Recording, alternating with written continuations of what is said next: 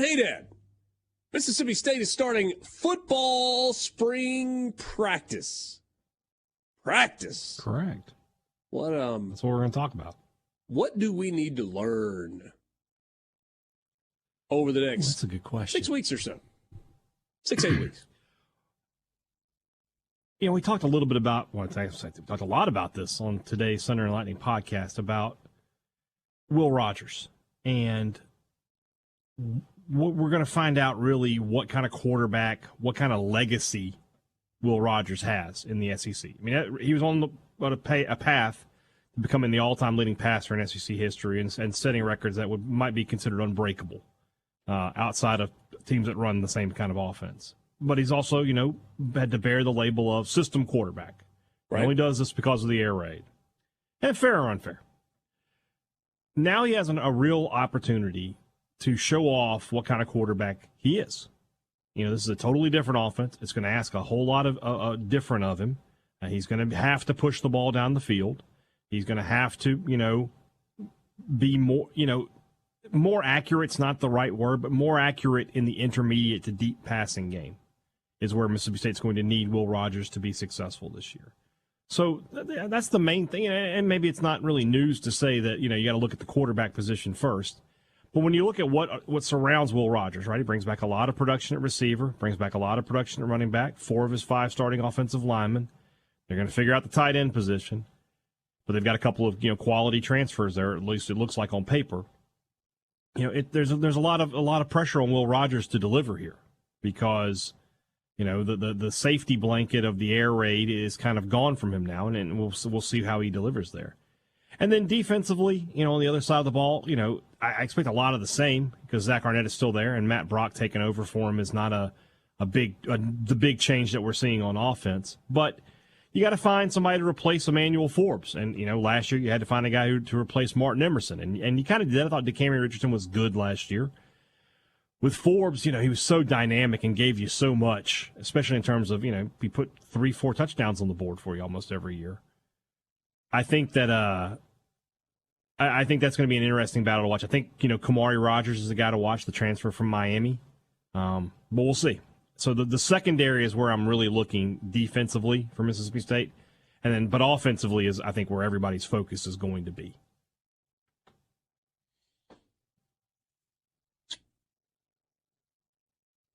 What's going to look similar? Is there anything on the offensive side of the ball that's going to look similar?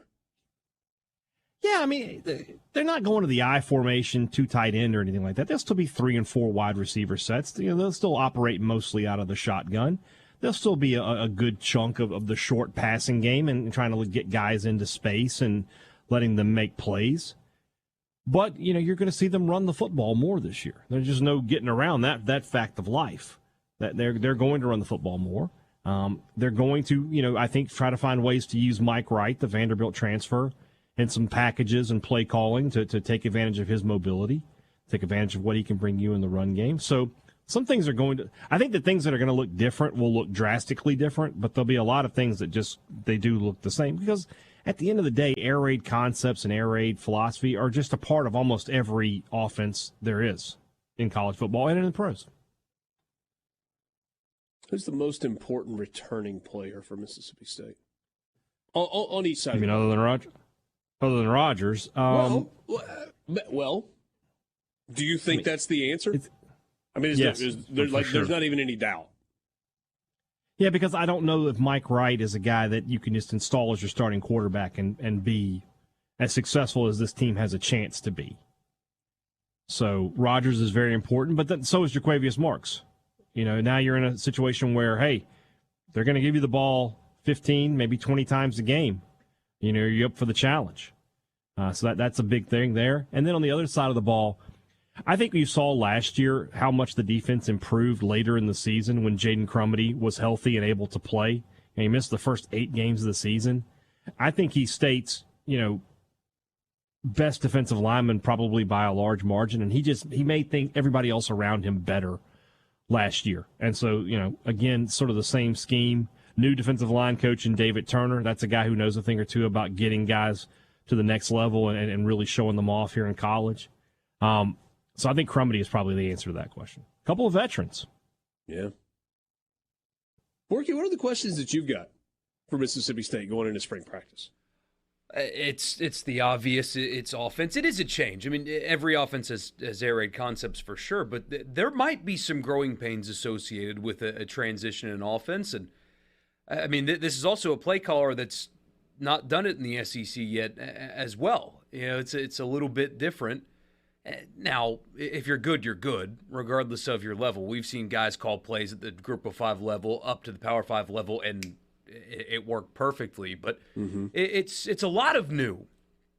And I've questioned whether or not Will Rogers has the ability to run a normal offense. I've questioned whether or not he can push the ball vertically effectively. And now we're going to see if I'm right or wrong, because I thought that State should have tried in the transfer portal for quarterback. They got one, a little bit different situation. But I've had questions about his ability to win big games besides this Egg Bowl, which didn't play particularly well anyway, because I didn't think the vertical ability was there. We're going to find out if it was there, because this offense, at least on how it was run in Boone, was more dependent on a quarterback that could beat teams vertically than Mike Leach's air raid the last 3 seasons. Is it going to be a little bit weird for Mississippi State fans? And here's what I mean, right? So, hey, Dad, you remember when Mike Leach was hired? I mean, we did it wasn't a bit, but I said, go ahead and get ready.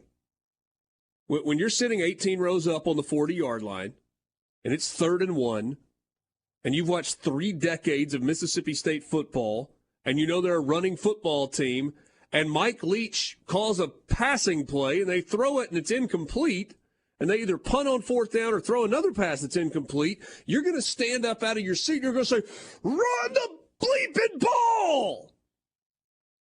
And they did. Yeah. It happened. And it happened. It happened. Yeah. But now it's going to be like a reversion. They're going to run the bleeping ball. Yeah. I had just gotten used to seeing 50 passes a game. Throw the ball. I had just gotten used to 50 passes a game, and now I got to go back to my old ways. But I think, Barbay will call the plays the situation dictates. I mean, I think you'll see State go under center and sneak the football a few times this year, 3rd and short, which personally I'm excited about. So, yeah, I'm not overly worried about it. But, yes, for Mississippi State fans, the last 3 years, you finally get used to seeing 55, 60 passes or whatever it is a game, and now it's going to be different than that. Yeah. That's your college